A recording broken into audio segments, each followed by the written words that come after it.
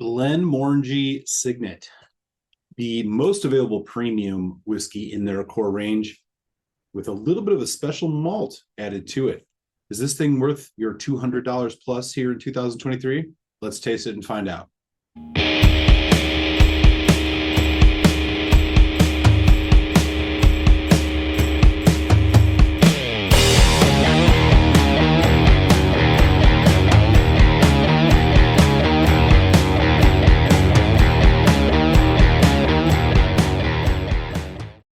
What's up, everybody, and welcome to Malt Muser Whiskey Reviews. I'm Eric on the bar for today, the aforementioned Glenmorangie Signet.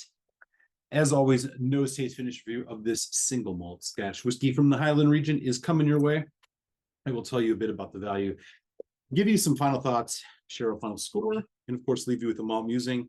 But first, if you have yet to, take a second, smash that subscribe button.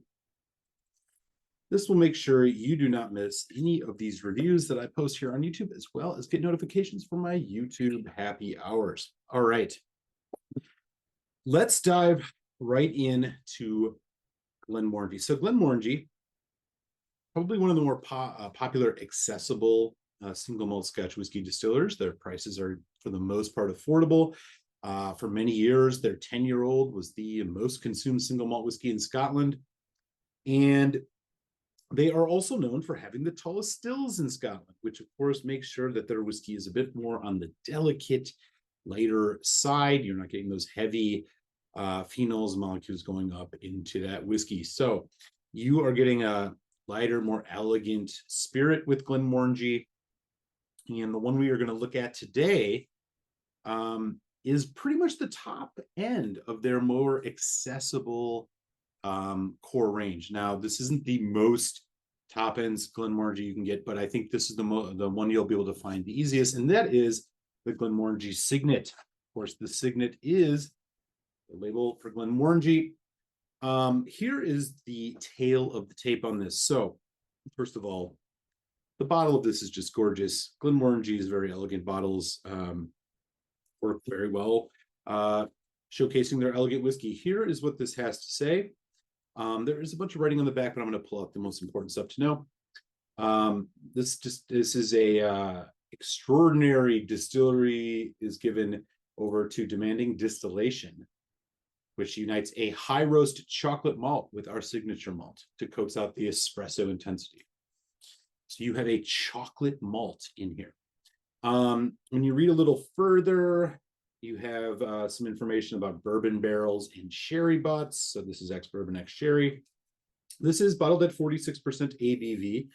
And despite this very, very beautiful presentation that you have here, I do not see anything immediate that tells us if this is chill filtered or natural colored. So this is something we got to dig into a little bit on the internet, but I think for now we can say that this has been chill filtered and this is not a natural color. So that is your tail of the tape. Okay, so with that, I got some of this in the glass here. There is that color, which I'm going to assume is a fake color. Let me just double check one more time. Aged in exceptional casks. They don't say anything, and of course, no age statement. It is rumored that there is oftentimes drops of very old Glenmorangie put into this whiskey, and while it is married with some of their younger stuff, we don't know for sure. I don't know about batch variation. This is the only bottle I've owned. So caveats aside, here we go. On the nose, a very, very classic Glenmorangie notes are coming through. Orange, biscuity, bit of honey. Winston the Whiskey Cat has shown up here. Let's see what his opinion is of the Signet really quick. I'm going to assume he's going to dislike it. Yes, of course. Very discerning palate. So sweet fruit, there's an orange marmalade, kind of a relaxed orange marmalade nectarine, kind of fresh nectarine. It's got a bit of that sharpness. In the clover honey. This is sweet bitter is what I'm picking up here on the nose. As for that chocolate note, it's a little bit in the background. It is not immediate in terms of what I'm picking up here on the nose neat. Let's give it a taste.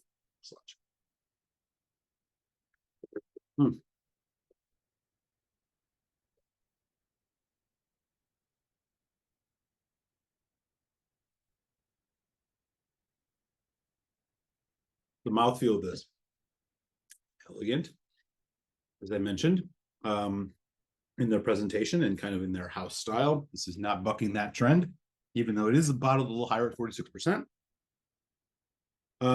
Medium viscosity, a little bit on the drying oaky side. I think the major flavor palette here is kind of a sweet and oak. Let's talk a little bit about the notes I'm getting. Make sure I did take some notes here because this is a rather complex whiskey.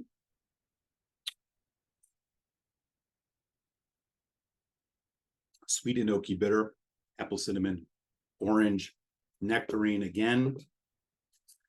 As it develops, though, this is where you get a lot of really interesting stuff.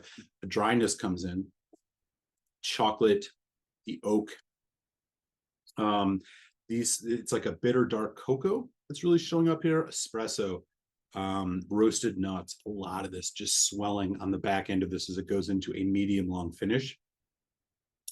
You get a bit of a slight cola effervescence, sweetness. There's even a pinch of salt with salted caramel. Really, really nice. Really, really nice. I would also mention that there might be a little bit of a citric note here. It's hard to tell. It's like a sharp orange, sharp lemon kind of thing. Let's put a little water on it. I got the Glenmorangie pitcher, which is apropos, of course, for this review in particular. I'm putting about 4 drops on here. Again, this is bottled at 46%. Drops of water in here. Let's check it out. More of that sweetness, that creaminess, the creme brulee, the English toffee.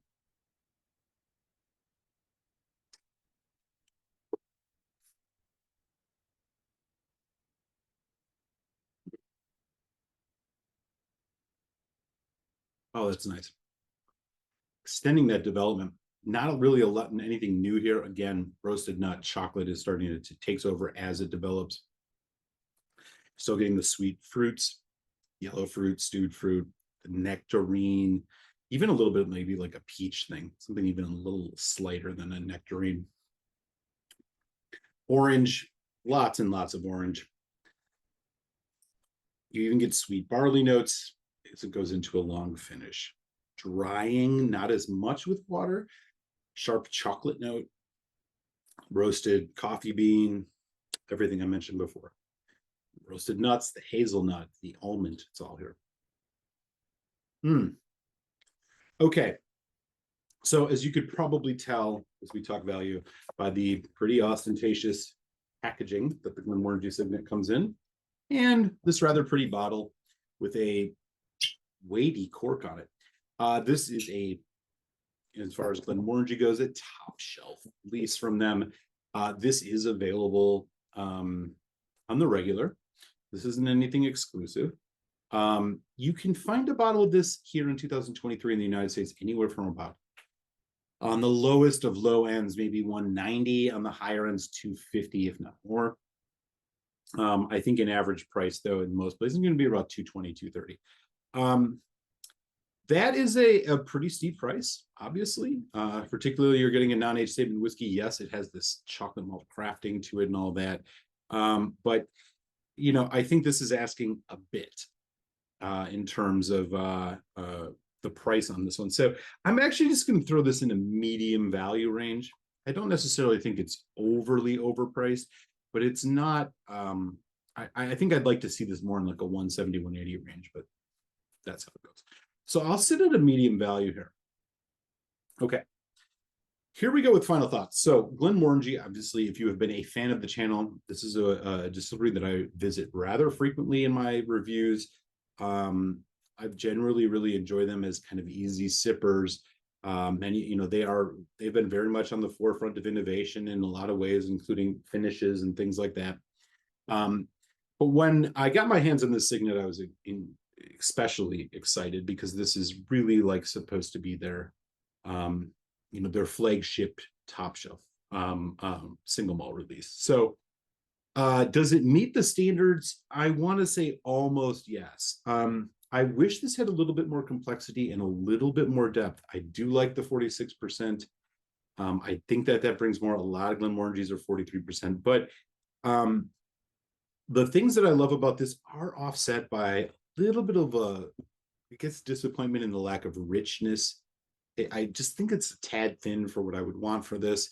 Also, just not quite as interesting and complex. And I think that might have to do with the fact that there may be a lot of younger whiskey in this single malt. We don't know for sure.